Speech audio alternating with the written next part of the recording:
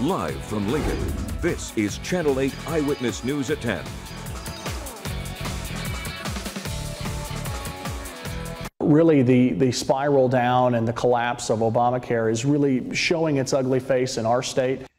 Healthcare woes plague some Nebraskans. Good evening and thanks for joining us. I'm Nicole Cousins. Aetna left the Nebraska health insurance marketplace last week. Now that leaves just one choice within the Affordable Care Act. And for some, that means even higher rates. Channel 8's Abigail Wood shows us who's being affected in our top story tonight. Abigail. That's right, Nicole. Those high rates are hitting Nebraska's self-employed the hardest. I talked to a farmer who says the high rates aren't sustainable. Well, I'm a dairy farmer. My wife and I milk cows at Humboldt. Every cost goes up, and this one is especially frightening. Aetna pulled out of the Nebraska health insurance marketplace last week, leaving only one provider, Medica, for self-employed workers to choose from.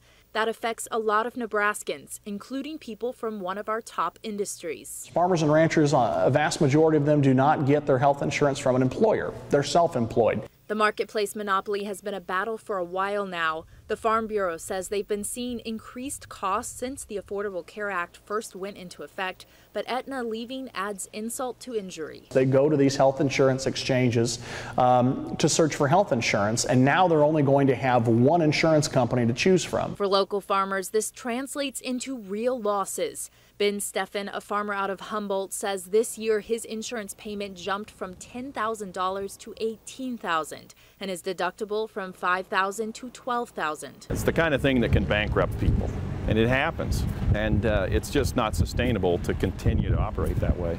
He says a recent hip surgery and a family member dealing with diabetes are constant reminders that health insurance is non-negotiable. And with Aetna gone, he's had no choice but to pay the jacked up prices. He says he's biting the bullet this year, but doesn't know how long his farm will last.